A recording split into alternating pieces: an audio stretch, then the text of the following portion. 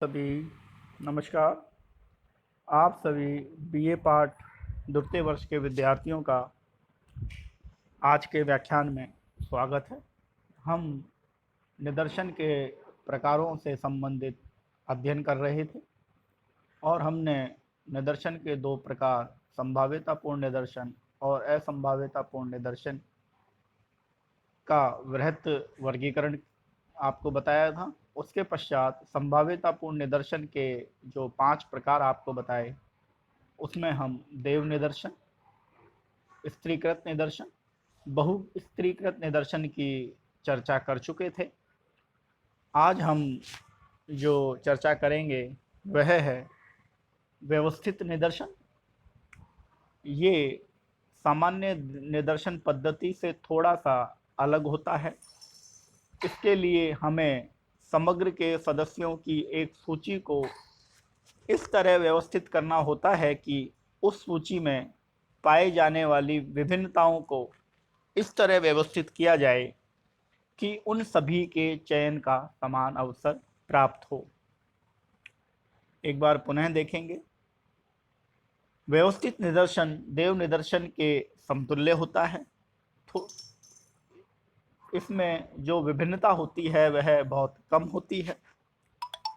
हम सबसे पहले समग्र के सदस्यों की एक सूची को इस तरह व्यवस्थित करेंगे कि समग्र के सदस्यों में पाई जाने वाली विभिन्नताएं व्यवस्थित हो जाएं और सभी को समान रूप से अवसर प्राप्त हो। उदाहरण के लिए एक समुदाय में रहने वाले सदस्यों को एक विशिष्ट नंबर दिया जाए और समग्र की संख्या निश्चित की जाए। उदाहरण के लिए वह 1500 प्राप्त होती है। हम निदर्शन में 1500 में हमारा समग्र हुआ। हमें इसमें से 100 व्यक्तियों का चयन करना है। इसके लिए हम प्रत्येक 15वें व्यक्ति को निदर्शन में सम्मिलित करना होगा। यहाँ प्रत्येक व्यक्ति को संख्या प्रदान करना आवश्यक नहीं है, लेकिन उनके नंबर जो है वो दैवीय आधार पर दिए जाने चाहिए। उदाहरण के लिए इस प्रकार के निदर्शन में हम सबसे पहले हम महाविद्यालय के 4000 विद्यार्थियों को समग्र मानते हुए व्यवस्थित निदर्शन को समझेंगे। सर्वप्रथम हम महाविद्यालय के 4000 विद्यार्थियों को जो संख्या है वह देव निदर्शन पद्धति के आधार पर दे दें और इसके पश्चात हमें यदि 200 विद्यार्थियों का चयन करना है तो उस व्यवस्थित क्रम संख्या 1 से लेकर 4000 तक जो हमने व्यवस्थित किया है देवी आधार पर, प्रत्येक 20वां विद्यार्थी हमारा निदर्शन होगा। इस प्रकार 20 number, 40 number, 60 number, 80 number, 100 number, 120 number, 140वां नंबर, इस तरह 20 के अंतराल के सभी नंबर हमारी निदर्शन इकाइयाँ होंगी और यह निदर्शन इकाइयाँ कुल 200 प्राप्त होंगी।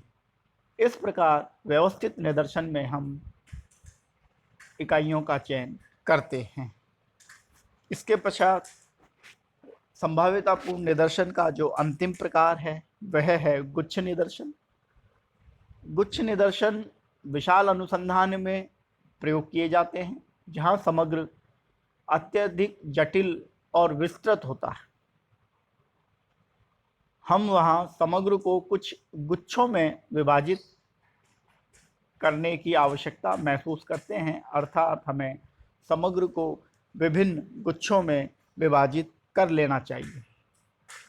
यदि हम किसी समग्र या समष्टि को बहुत से समूहों में बांट लें और उनमें से कुछ समूहों का निदर्शन लेकर उनके तत्वों का अध्ययन करें तो इस प्रकार का निदर्शन गुच्छ निदर्शन कहलाता है। अब हम इसको उदाहरण के माध्यम से समझेंगे।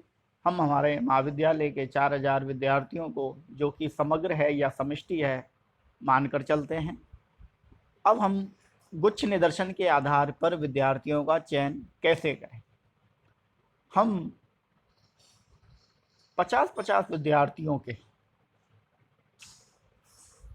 80 गुच्छे बना लेंगे और इनमें से किन्हीं 4 गुच्छों को प्राप्त कर लेंगे। अर्थात हम विशाल जनसंख्या 4000 मानकर चलते हैं। 4000 विद्यार्थियों को हम 50-50 के समूह में वर्गीकृत कर समूह बना लेंगे और इनमें से किन्हीं 4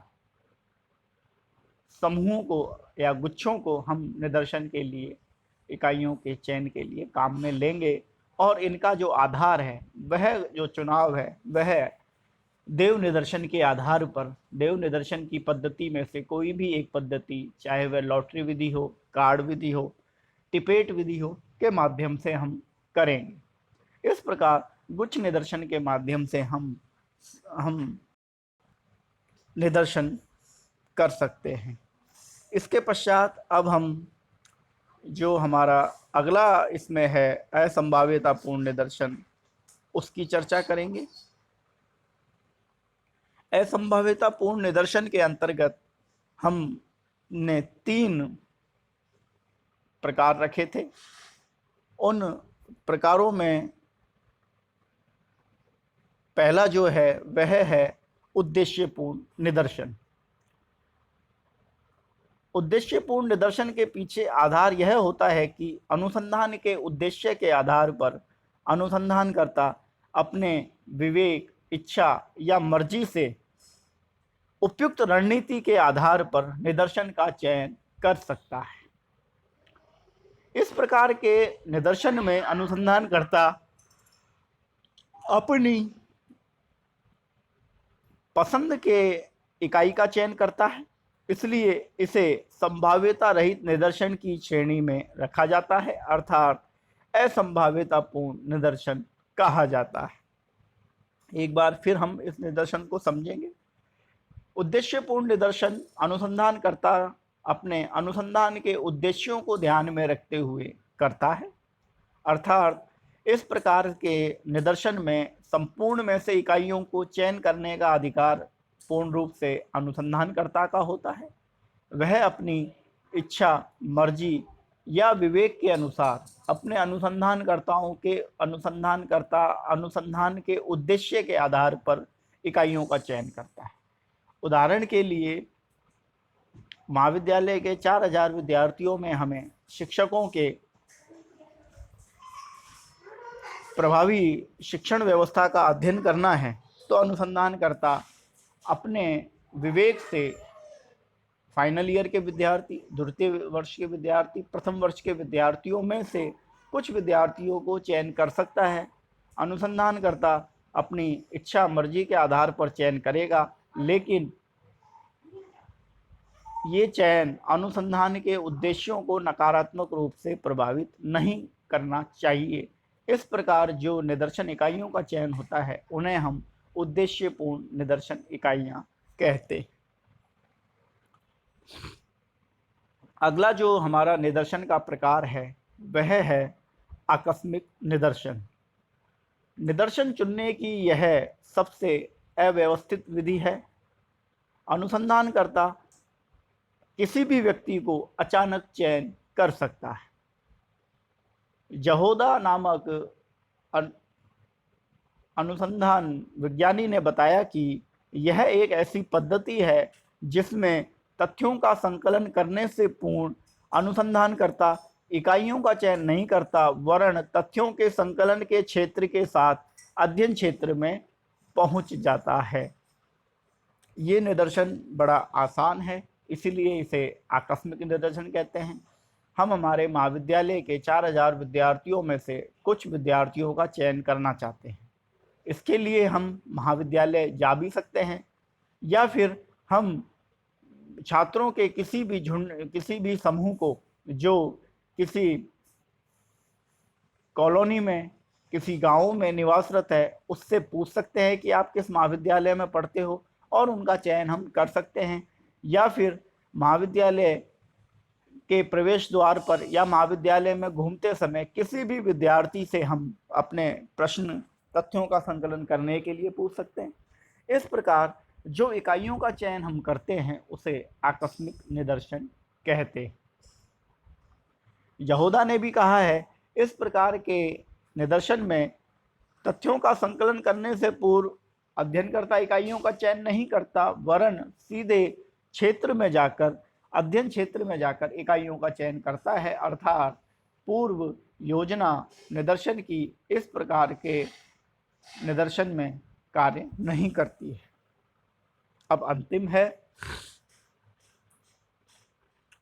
अभ्यंश निदर्शन। यह वस्तुतः संभाव्यतापूर्ण निदर्शन के स्त्रीकृत निदर्शन और आकस्मिक निदर्शन का मिला जुला रूप है। इस प्रकार के निदर्शन में का मुख्य उद्देश्य समग्र के विभिन्न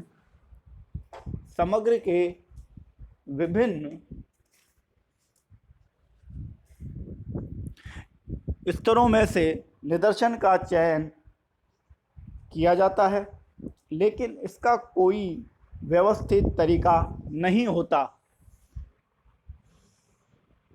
परंतु इसका चुनाव आकस्मिक आधार पर किया जाता है। अब हम इसे समझेंगे। यह स्त्रीकृत निदर्शन और आकस्मिक निदर्शन का मिला जुला रूप है। इस निदर्शन का उद्देश्य हमारे समग्र को विभिन्न स्तरों में विभाजित करना होता है और उन स्तरों में से आकस्मिक आधार पर हमें इकाइयों का चयन करना। इस प्रकार के निदर्शन को हम अभ्यंश निदर्शन कहते हैं। उदाहरण के लिए महाविद्यालय में पढ़ने वाले 4000 विद्यार्थियों को हम प्रथम वर्ष के विद्यार्थी, द्वितीय वर्ष के विद्यार्थी और तृतीय वर्ष के विद्यार्थियों के रूप में स्तरीकृत करेंगे, अर्थात स्तर बनाएंगे, और प्रत्येक स्तर में से अनुसंधानकर्ता अपनी आकस्मिक या अचानक किसी भी इकाई का किसी भी विद्यार्थी को चयन कर सकता है। इस प्रकार के निदर्शन को हम अभ्यंश निदर्शन कहते हैं। इस प्रकार आज के व्याख्यान में हमने संभाव्यतापूर्ण निदर्शन के जो 2 प्रकार हैं, व्यवस्थित और गुच्छ निदर्शन का अध्ययन किया है। उसके पश्चात हमने असंभाव्यतापूर्ण निदर्शन के 3 प्रकारों, उद्देश्यपूर्ण निदर्शन, आकस्मिक निदर्शन और अभ्यंश निदर्शन का अध्ययन किया है। इसके पश्चात हम निदर्शन की प्रक्रिया के दौरान जो समस्याएं उत्पन्न होती हैं उसका भी एक अध्ययन करना चाहेंगे, चर्चा करना चाहेंगे। पहली जो समस्या हमारे पास आती है निदर्शन की, वह है पर्याप्त आकार, अर्थात हमें समग्र में से कितनी इकाइयों का चयन किया जाना है, इसका कोई आधार अनुसंधानकर्ता के पास नहीं होता। वह अपने अनुसंधानकर्ता के उद्देश्यों को ध्यान में रखते हुए निदर्शन इकाइयों का चयन करता है, लेकिन निदर्शन इकाइयों की संख्या कितनी हो, यह समस्या बहुत बड़ी है। अतः यह निदर्शन में पर्याप्त आकार को दर्शाती है। यदि हमारा निदर्शन कम संख्या का होगा तो हमारी निष्कर्ष जो हैं वो त्रुटिपूर्ण होगा। यदि हमारा निदर्शन अधिक होगा तो भी हमारा जो निष्कर्ष है वह त्रुटिपूर्ण होगा। हमारा निदर्शन पर्याप्त संख्या का होना चाहिए। यह बहुत बड़ी समस्या निदर्शन की प्रक्रिया में आती है। इसके पश्चात दूसरा है पक्षपात। अनुसंधानकर्ता अपने विवेक, अपने पूर्व अनुभव या बुद्धि के आधार पर पक्षपात कर सकता है, अर्थात निदर्शन की प्रक्रिया में पक्षपात जैसे तत्व को नकारा नहीं जा सकता, वह प्रस्तुत हो जाते हैं। तीसरा है विश्वसनीयता। निदर्शन की विश्वसनीयता भी महत्वपूर्ण है। जो इकाइयाँ चुनी जाती हैं वह अनुसंधानकर्ता के तथ्यों का जो सूचनाएं जो देती हैं, प्रदान करती हैं, वो विश्वसनीय होनी चाहिए। और अंतिम है सामाजिक राजनीतिक मानकों के अध्ययन की समस्या, अर्थात हमारे निदर्शन में जो राजनीतिक मापक हैं और सामाजिक मानक हैं वह भी कई बार समस्या उत्पन्न करते हैं। उदाहरण के लिए यदि हम किसी व्यक्ति से राजनीतिक दलों के संबंध में कुछ इकाइयों का चयन करें या फिर कुछ सामाजिक प्रश्नों के बारे में उत्तर चाहें तो हमें बहुत निदर्शन में समस्या आती है। इस प्रकार आज आपका जो निदर्शन का जो अवधारणा थी आपकी तृतीय यूनिट में वह समाप्त होती है। इसके पश्चात आपकी जो अगली इसी यूनिट का जो अगली अवधारणा है व्यक्तिक अध्ययन पद्धति, उस पर चर्चा आगामी व्याख्यान में हम करेंगे। धन्यवाद।